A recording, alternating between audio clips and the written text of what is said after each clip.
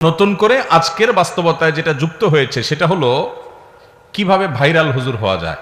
তালেবে ইলমদের অনেকে আছেন, তাদের জীবনে একটা শখ, একটা স্বপ্ন যে তারা যদি একটু ভাইরাল হুজুর হইতে পারতেন, তাদেরকে যদি সবাই চিনতো, তারা যদি জনপ্রিয় হতে পারতেন, পপুলার হতে পারতেন, যেদিকে যাবে মানুষ ভেঙে চুরে পড়বে, ফেসবুক ইউটিউবে তাদেরকে খুললেই দেখা যাবে। এই কথাগুলো আপনাদের সামনে আমি যখন বলছি, আমি নিজেই মূলত সেই জায়গাটায় আছি।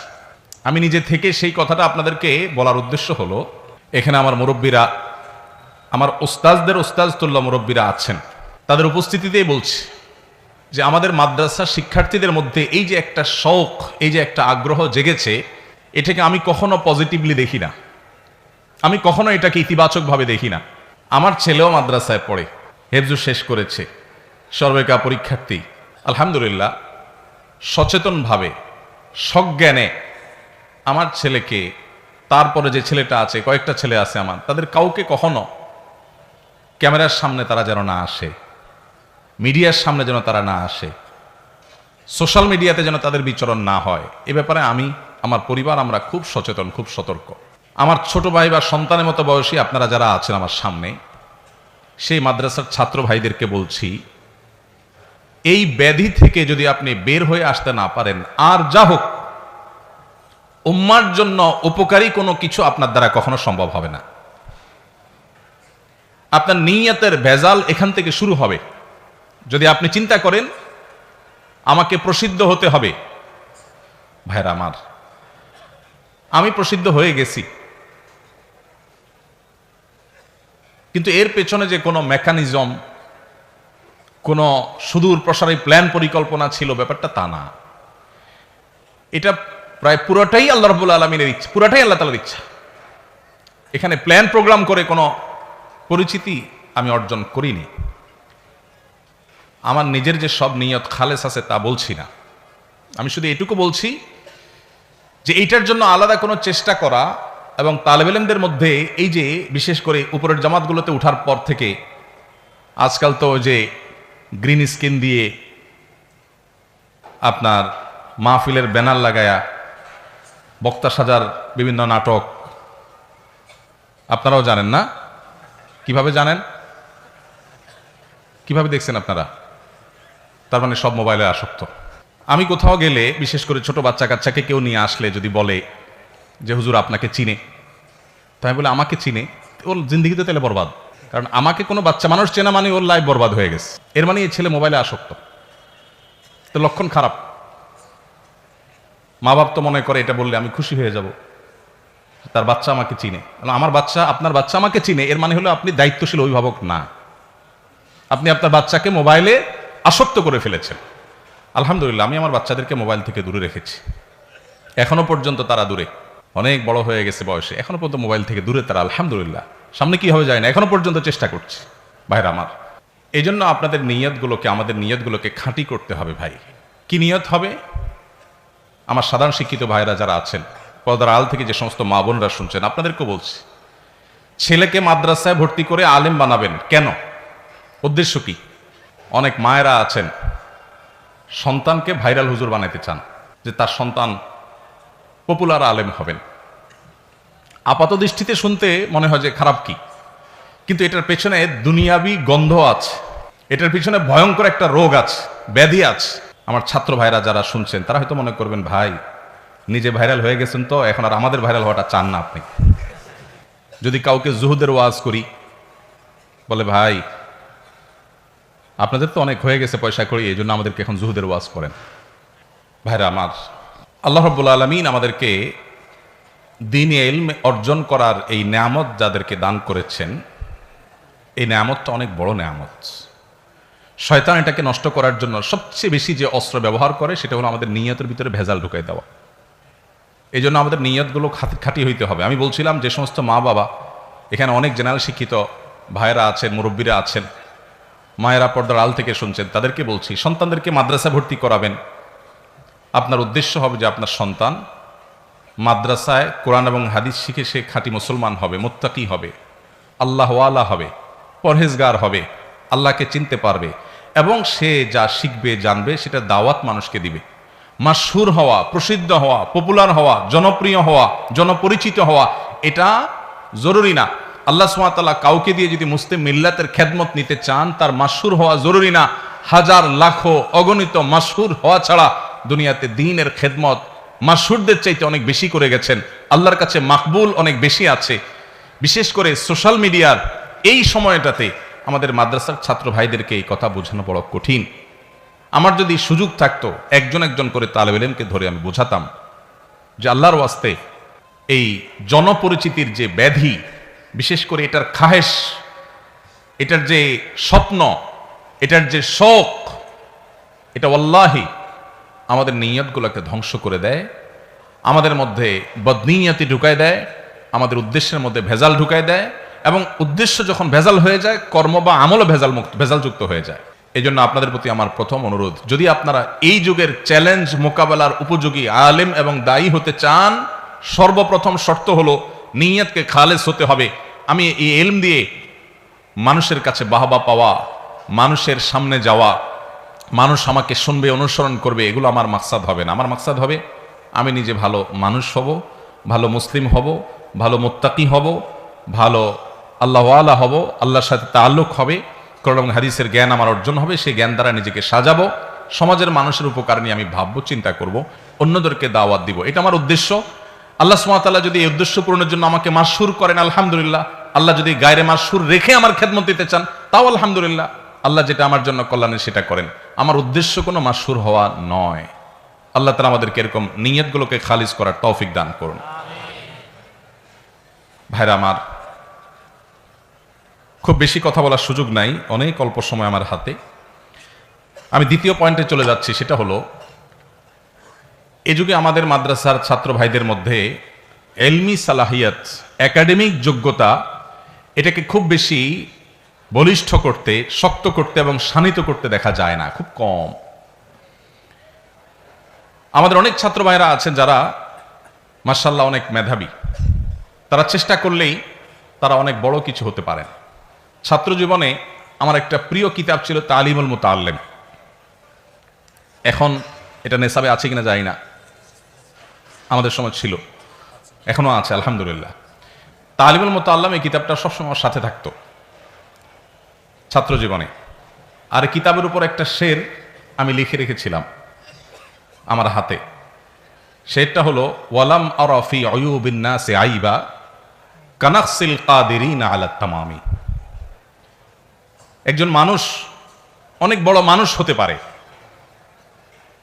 অনেক যোগ্য মানুষ হতে পারে, কিন্তু তার কোতাহির কারণে, তার অলসতার কারণে, তার দুর্বলতার কারণে, তার নিজের ত্রুটির কারণে সে সেই জায়গায় যেতে পারলো না। এর চাইতে বড় অভাগা, হতভাগা, এর চাইতে বড় দোষী আর কেউ হতে পারে না। নবুয়তের রাস্তা বন্ধ হয়ে গেছে, নবী আর আসবেন না, সাহাবী হওয়ার সুযোগ আর নাই, কিন্তু যুগের ইমাম, আল্লামা, মুজাদ্দিদ, এই জায়গাগুলোকে শেষ হয়ে গেছে না, কিয়ামত পর্যন্ত এই জায়গাগুলো ফিল আপ হওয়ার সুযোগ আছে।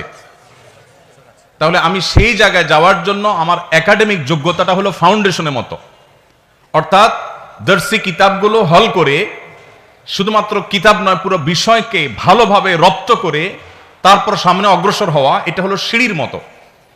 আপনি একটা সিঁড়িতে ভালো করে শক্ত করে যদি দাঁড়াতে পারেন, তাহলে আরেকটা সিঁড়িতে আপনি পা রাখতে পারবেন। আর যদি প্রথম সিঁড়িতে পা রাখার পর আপনি দুর্বলভাবে দাঁড়ান, শক্তভাবে দাঁড়াইতে না পারেন, শরীরের ভারটাকে ভালো করে ওখানে আপনি প্রতিষ্ঠিত করতে না পারেন, তাহলে পরের সিঁড়িতে যেতে পারবেন না। এভাবে একটা একটা সিঁড়ি পার হয়ে মানুষ উপরে যেতে হয়।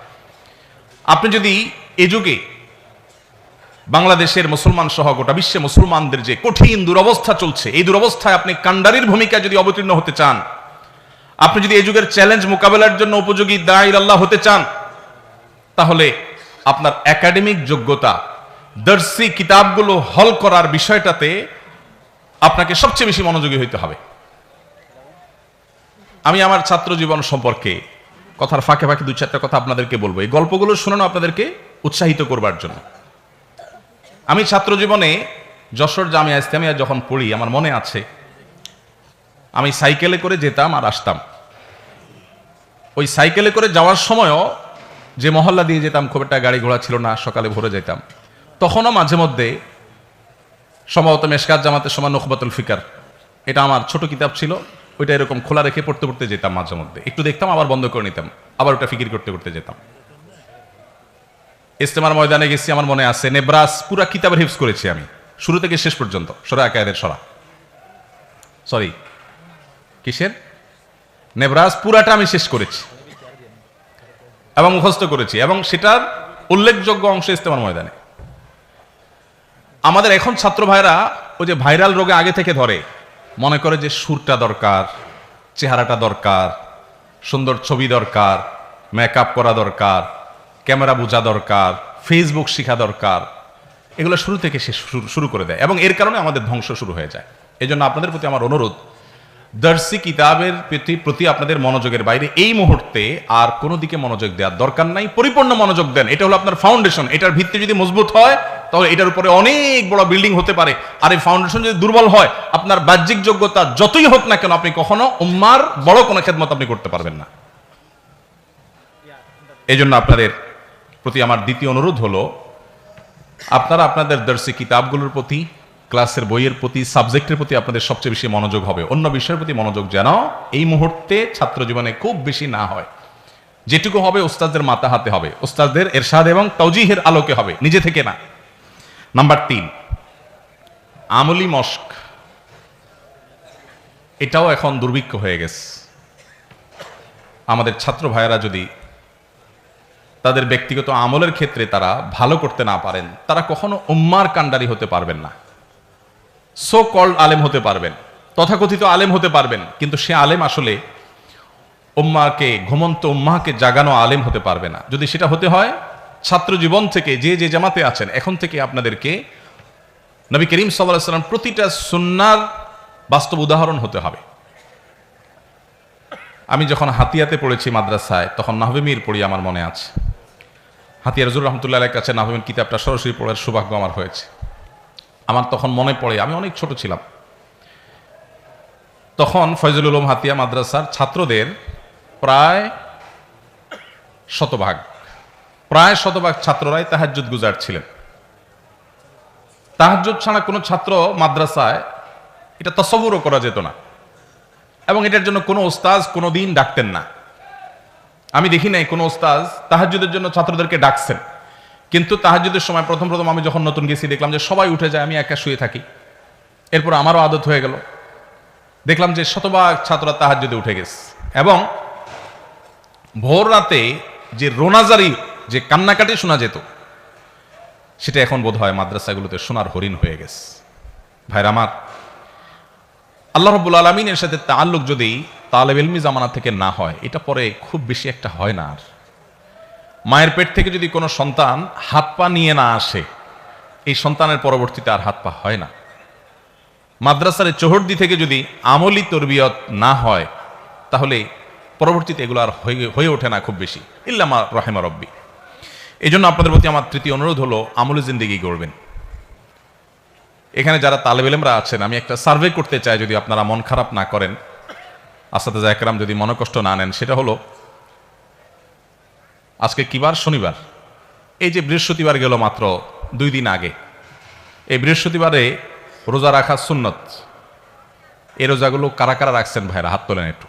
গত বৃহস্পতিবারে যারা যারা রোজা রাখছেন, আপনি কি মাদ্রাসায় পড়েন? হ্যাঁ, এই জন্যই আপনি রাখছেন। বলেন, মাদ্রাসা ভাইরা হাত তোলেন। গত বৃহস্পতিবারে সুন্নাত রোজা রাখছেন, মাসনুন রোজা রাখছেন? আছে? কই?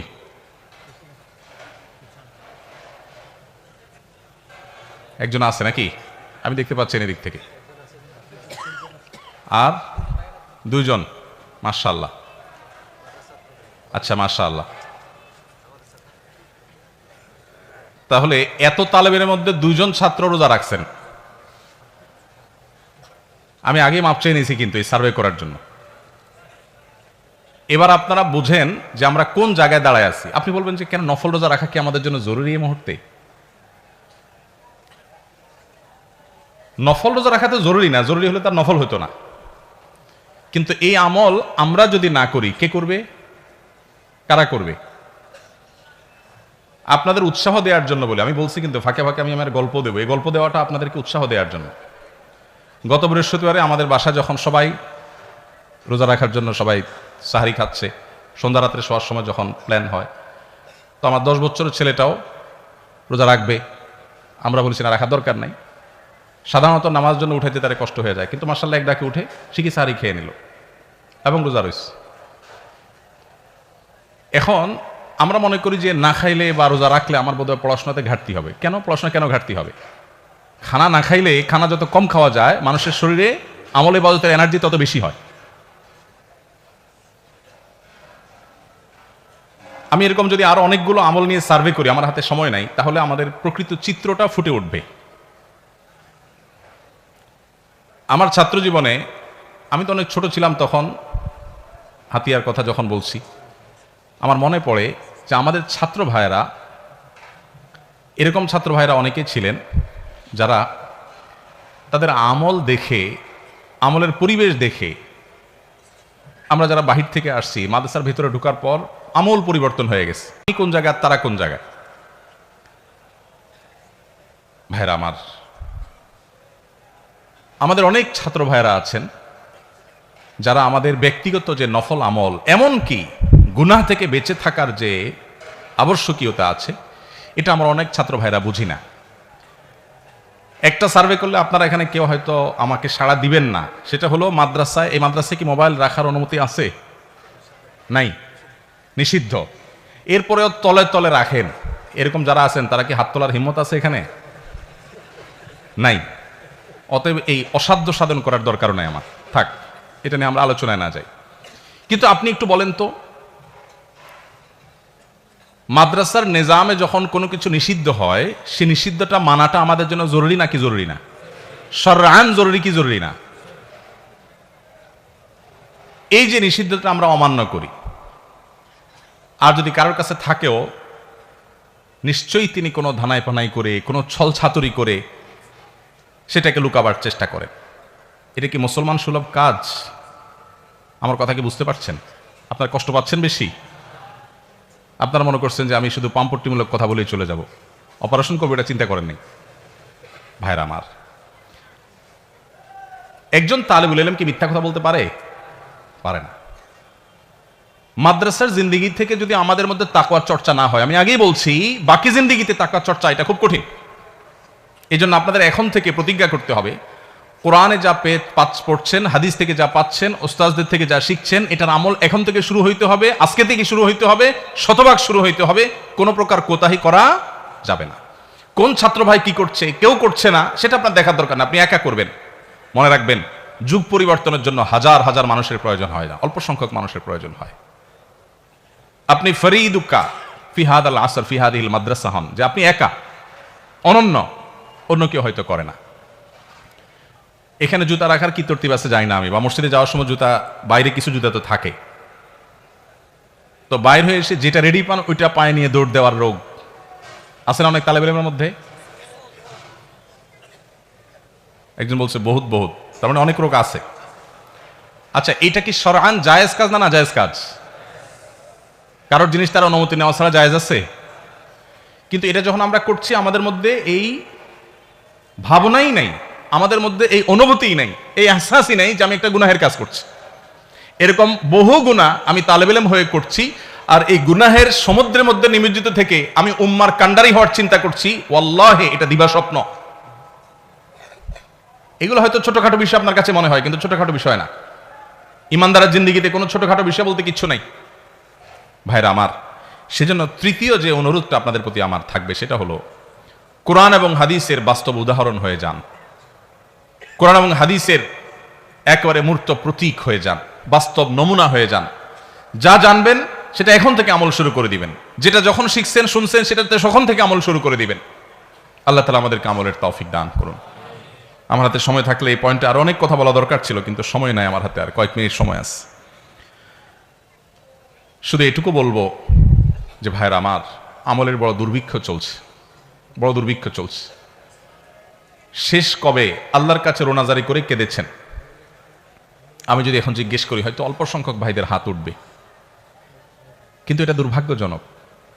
আপনি তো হাকিউল উম্মাত আশরাফ আলী থানভী রহমতুল্লাহ আলাইহি, আবুল হাসান আলী আন-নাদবী রাহিমাহুল্লাহ তাআলা, আপনি তো ইবনে তাইমিয়া রাহিমাহুল্লাহ, আপনি যুগসৃষ্ট ইমামদের মতো মুসলিম উম্মার উদ্ধারকারী ত্রাণকর্তা হিসেবে নিজেকে আবির্ভূত করতে চান, দাঁড় করাতে চান, তাহলে আপনার আল্লাহর সাথে কানেকশনটা, তাআল্লুকটা, সম্পর্কটা কত গভীর হতে হবে এটা আপনি চিন্তাও করতে পারছেন।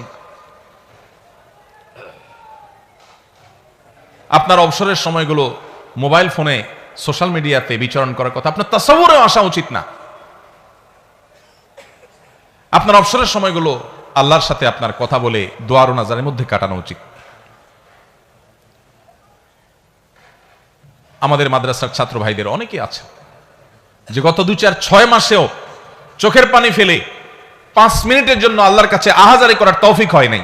এই কপাল পোড়া কখনো ভালো আলিম হবে, দাঈল আল্লাহ হবে, উম্মার ত্রাণকর্তা হবে, উম্মার উদ্ধারকারী হবে, উম্মার রাহবার হবে, এটা কখনো তাসাউরও করা যায় না, ইল্লা মা রাহিমা রাব্বি। এজন্য ভাইরা, যদি আমার আবারও পেছনে ফেরার সুযোগ থাকতো, জীবনের যদি কোনো ব্যাক গিয়ার থাকতো, গাড়ির যেরকম ব্যাক গিয়ার আছে, জীবনের যদি কোনো ব্যাক গিয়ার থাকতো, তো আমি আবার একটু তালেব ইলম হওয়ার চেষ্টা করতাম, আবার একটু পেছনে আসার চেষ্টা করতাম, আবার আমার তালেব ইলমি জিন্দেগিটাকে, আমার এই ফাউন্ডেশনকে আরো মজবুত করে তারপর দাঁড় করানোর চেষ্টা করতাম যদি আমি সে সুযোগ পেতাম। আপনাদের হাতে এখনো এই সুযোগ আছে, এটা এখনো শেষ হয়ে যায় নাই। আল্লাহর ওয়াস্তে এটাকে হেলায় হারাবেন না। সব কিছু বাদ দিয়ে আপনার দর্শি কিতাব পড়াশোনার প্রতি মনোযোগী হন, আর জগৎ থেকে এই মুহূর্তে অন্ধ থাকেন। আপনার কোনো সোশ্যাল মিডিয়ার বিচরণ আপনার জন্য জায়েজ নাই। আপনার জীবনকে ধ্বংসের জন্য ফেসবুক, ইউটিউব এবং এই স্মার্টফোনের যে বিচরণ এর মধ্যে, এটা আপনার জীবনকে ধ্বংসের জন্য যথেষ্ট হয়ে যাবে। আপনি তো মাদ্রাসার ছাত্র, স্কুল কলেজের ছাত্র জীবনের জন্য ধ্বংসের জন্য যথেষ্ট, আর সেখানে আপনি মাদ্রাসার ছাত্র। চোখের গুণা যেখানে প্রতি মুহূর্তে মুহূর্তে হওয়ার আশঙ্কা, যেখানে আপনার সেই সেফটি বেল্ট এখনো এত মজবুত হয়ে পারে নাই, আপনি এখনো যুবক মানুষ, তরুণ মানুষ, নিজেকে নিয়ন্ত্রণ করার ক্ষমতা এতটা এখনো হয় নাই, এই মুহূর্তে আপনার জন্য এই জগতে প্রবেশ করাই জায়েজ নাই। এটা আপনার জীবনকে ধ্বংস করার নামান্তর। কিন্তু আমি জানি এই কথা আমাদের অনেকেরই অন্তর গলবে না। আমাদের কাছে মনে হবে এই বেটা নিজে ফেসবুক হুজুর আমাদেরকে ষড়যন্ত্র করে এখান থেকে দূরে রাখতে চায়। এটা হয়তো আপনারা মনে করবেন। আপনারা অনেকে শুনলে অবাক হবেন, আমার ফোনে ফেসবুক বা ইউটিউবের অ্যাপ এটা নাই, এটা থাকে না। পিসিতে, কম্পিউটারে যতক্ষণ সুযোগ হয় ততক্ষণ। আমাদের মাদ্রাসার ছাত্রদের যদি বদহালি হয়, তাহলে এই উম্মার আশার আর কোনো জায়গা থাকবে না, শেষ। আপনারাই তো নবী করিম সাল্লাল্লাহু আলাইহি সাল্লামের ওয়ারিস হবেন। নবী করিম সাল্লাল্লাহু আলাইহি সাল্লামের রেখে যাওয়া কাজের, তার পতাকার ধারক আপনারা হবেন। তাহলে তার পতাকার ধারক হওয়ার উপযোগিতা যদি তৈরি করতে হয়, তো এখন থেকে আপনার আল্লাহর সাথে তাআল্লুক মজবুত হইতে হবে। প্রতিটা হাদিসের, প্রতিটা আয়াতের উপর আমল আপনার জীবনে আসতে হবে। এখন থেকে আপনার আখলাকটা হবে সুন্দর। আমি আইআইইউসিতে একটা প্রোগ্রামে এসেছিলাম গত কয়েক মাস আগে, 2 মাস আগে সম্ভবত। অনেক প্রশ্ন লিখে দেয় ছাত্ররা, এর মধ্যে একটা প্রশ্ন লেখা ছিল, আপনারা কষ্ট পাবেন না, আমি নিজে মাদ্রাসার ছাত্র, আমি জীবনে স্কুলের চোহর দিতে যাই নাই, একেবারে ছোটবেলায় শুরুতে 1-2 ক্লাস হতে প্রাইমারি স্কুলে গেছি। লিখে দিয়েছে প্রশ্ন যে ভাই, আমাদের ইউনিভার্সিটিতে মাদ্রাসা ব্যাকগ্রাউন্ডের ছাত্র যারা, মাদ্রাসা বলতে আলিয়া মাদ্রাসা হতে পারে, আলিয়া মাদ্রাসা থেকেই বেশিরভাগ যায়, কমি থেকেও যায়, আর সবই তো আমাদের মাদ্রাসা, অতএব আমি পার্থক্য করছি না, মাদ্রাসার ছাত্র আলাল উমুম। তো লিখেছে যে মাদ্রাসা থেকে যারা আসে এই ছাত্র ভাইদের অনেকে দেখা যায় তাদের আচরণ খুব রূঢ়, খুব শক্ত আচরণ করে, রাব ব্যবহার করে। এটা তার চোখে পড়েছে। ওই যে সাদা কাপড়ে ময়লা একটু বেশি নজরে পড়ে, অন্য কাপড়ও ময়লা আছে, কিন্তু এটা চোখে বেশি পড়ছে তাদের। এই প্রশ্ন পেয়ে আমি খুব লজ্জিত হয়ে গেছি, কারণ আমি নিজে মাদ্রাসার ছাত্র। আমাদের আখলাকগুলো বড় সুন্দর হতে হবে, আমাদের আমলগুলো বড় সুন্দর হতে হবে, আল্লাহর সাথে সম্পর্ক অনেক গভীর হতে হবে। আপনি যদি এই যুগের মুসলিম মিল্লাতের যে করুণ, যে দুরবস্থা চলছে, ইমানের রূহ যে অবস্থা আছে, এই যুগে আমাদের কিছু কান্ডারির প্রয়োজন, কিছু দরদওয়ালা আলেম দায়ীর প্রয়োজন। ওয়াল্লাহি সেই জায়গাগুলো পূরণ করতে হলে এখন থেকে আপনাকে আল্লাহওয়ালা হতে হবে, আপনাকে শপথ করতে হবে, আপনি কোন পথে যাবেন সিদ্ধান্ত নিতে হবে। আপনি যদি মানুষ হতে চান, ভালো আলেম হতে চান, আপনাকে এখন থেকে সিদ্ধান্ত নিতে হবে যে আমি কোনো অবস্থাতেই আমার এই ট্র্যাকের বাইরে আমি এই মুহূর্তে যাব না। ছাত্র জীবনে আমি আমার পড়াশোনা, আমার আমল, আমার আখলাককে তারাক্কি করব, ওস্তাদদের মাথা হাতে থেকে আমি নিজেকে ভালো করার চেষ্টা করব। আমলের ক্ষেত্রে কোনো প্রকার ত্রুটি নিয়ে আমি সামনে অগ্রসর হব না। আল্লাহ আমাদের সবাইকে তৌফিক দান করুন। অনেক দীর্ঘ আলোচনা, শুধু এই পয়েন্টেই 1 ঘন্টা আলোচনা করা দরকার ছিল, কিন্তু আমি আরো কিছু পয়েন্ট বলবো, এই জন্য সংক্ষেপে বলে যাই। একটা পর্যায়ে যখন আপনাদের পড়াশোনা শেষ হবে ইনশাআল্লাহ, ওস্তাদদের মাথা হাতে থেকে জাগতিক কিছু জ্ঞান আপনাদের অর্জন করতে হবে, বেসিক জ্ঞান অর্জন করতে হবে। এই বেসিক জাগতিক জ্ঞানগুলো যদি অর্জিত না হয়, তাহলে যুগের চ্যালেঞ্জ মোকাবেলার উপযোগী দায়ী আপনি হতে পারবেন না। এই শূন্যতাটা পূরণের জন্য আপনার একাডেমিক পড়াশোনার শেষে অথবা ওস্তাদদের মাথা হাতে থেকে ফাঁকে যখন যেভাবে সুবিধা হয়, তখন আপনাকে সেগুলো অর্জন করতে হবে। ইংরেজি হলো আজকের পৃথিবীকে জানার জানালা। অতএব একটা পর্যায়ে গিয়ে, আগে থেকে না, ওই যে একাডেমিক পড়াশোনা ধ্বংস করে না, একটা পর্যায়ে গিয়ে আপনাকে ইংরেজি শিখতে হবে। যতটুকু শিখলে আপনি জগৎকে জানতে পারেন।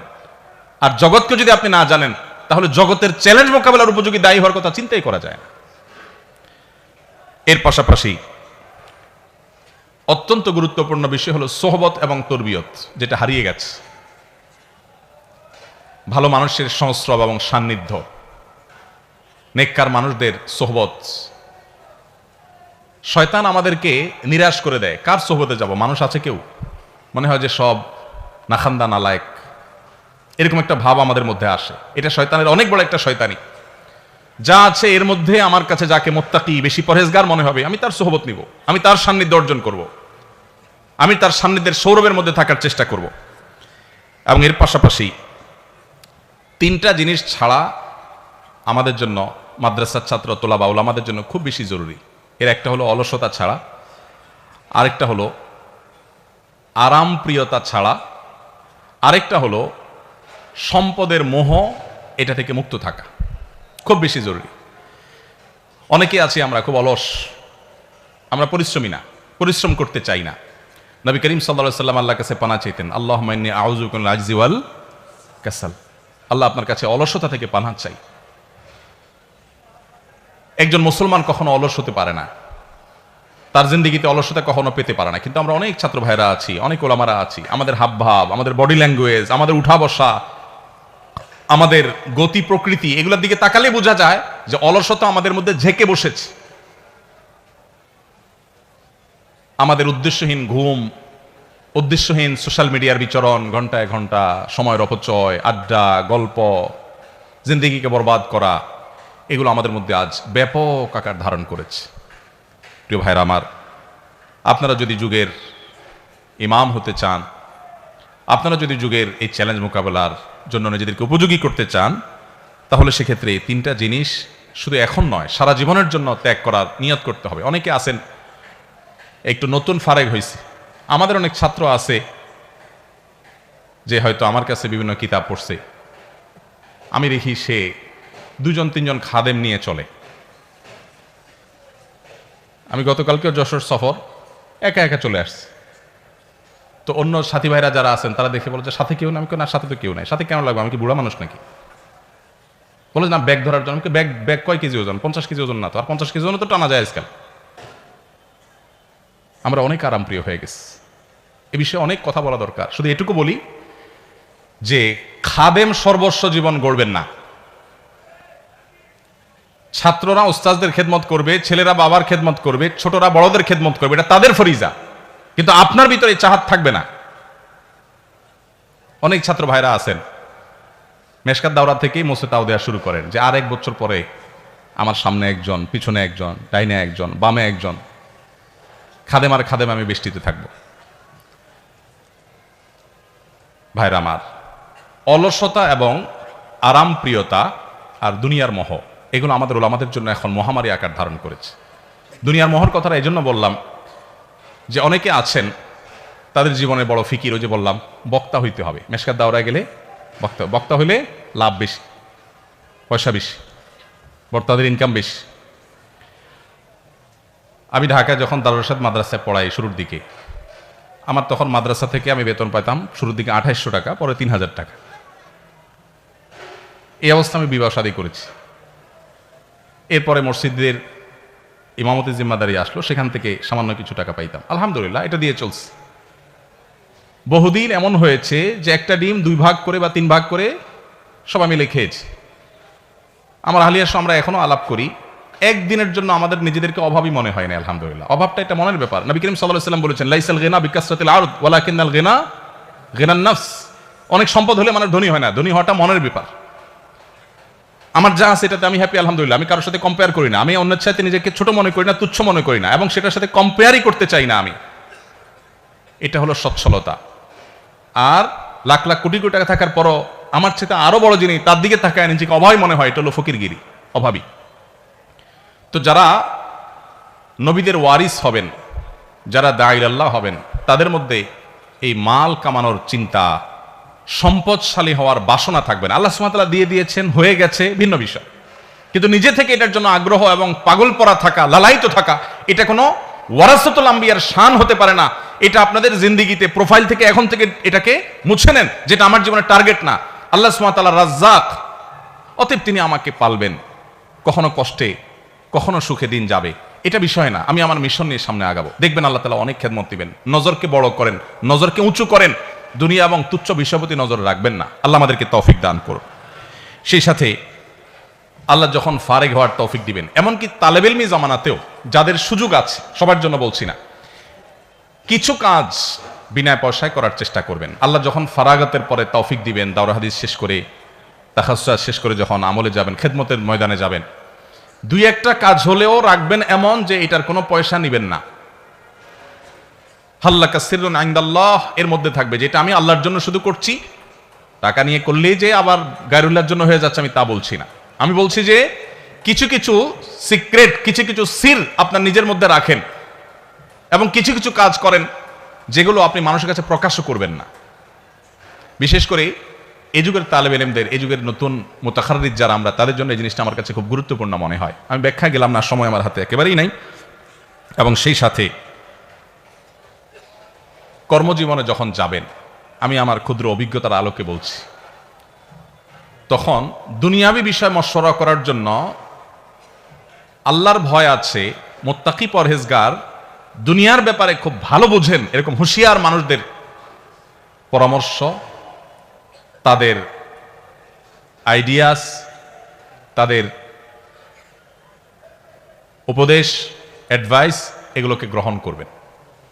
অনেক সময় আমাদের মাদ্রাসার ছাত্রদের, নবীন আলেমদের অনেকের মধ্যে এই রোগ দেখা যায় যে নিজেকে সর্বা মনে করেন। এখনো পর্যন্ত আলহামদুলিল্লাহ প্রতিটি পা ফেলার আগে আমি চেষ্টা করি, আমরা চেষ্টা করি, আমরা যাদের সাথে মশওয়ারা করাকে মুনাসিব মনে করি তাদের সাথে মশওয়ারা করে তারপরে পা ফেলা। প্রতিটা পদক্ষেপ, ছোট বড় সিদ্ধান্ত যতটুকু সম্ভব হয় আমরা চেষ্টা করি মশওয়ারার বাইরে যেন পা না ফেলি।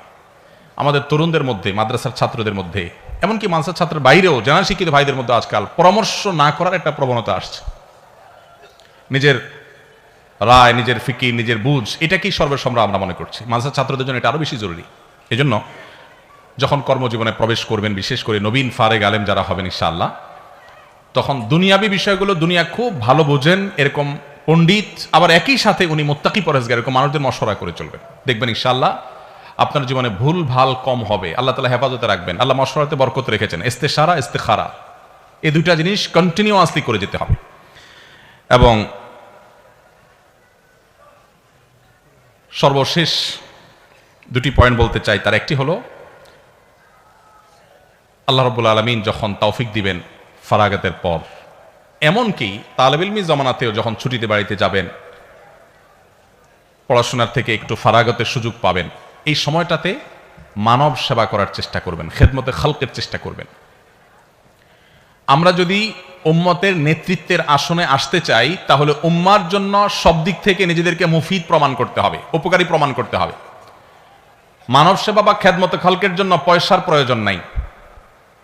আমরা মনে করি যে টাকা পয়সা পাবো কই, সেবার জন্য তো টাকা দরকার। সেবার জন্য টাকার দরকার নেই, সেবার জন্য মানসিকতা দরকার, ফিকির দরকার।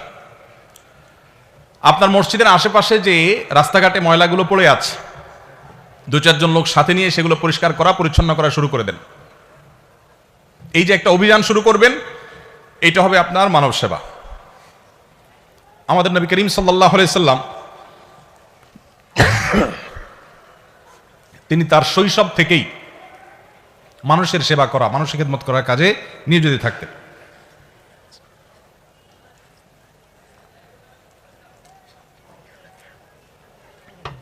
আমরা অনেকেই আছি যে আমরা মনে করি সেবামূলক কাজ করা মানে তো অনেক পয়সা কড়ির ব্যাপার। ওলামা একরাম যদি মানব সেবায় মনোযোগী না হন, কারা মনোযোগী হবে? আপনি যদি আপনার সাধ্য অনুযায়ী গরিব অভাবী মানুষের পাশে দাঁড়ান, যখন কোনো মসজিদে আল্লাহ তাআলা জিম্মাদারি দিবেন, ওই মসজিদে শুধুমাত্র ধনীদের তালিকা থাকবে না, গরিবদের তালিকা যেন থাকে। ধনীরা কে কয় বস্তা সিমেন্ট দিবে, কে কত টাকা দিবে মসজিদের জন্য, শুধু সেই তালিকা যেন না থাকে, গরিবদের জন্য তালিকা থাকে। এবং গরিবদের অভাব মোচনের জন্য আপনার নানাবিধ উদ্যোগ থাকা দরকার, নানাবিধ কাজ থাকা দরকার। এই পয়েন্টে আমি আবারও যদি কখনো সুযোগ পাই ইনশাআল্লাহ কথা বলবো, আজকে আর কথা বাড়াচ্ছি না।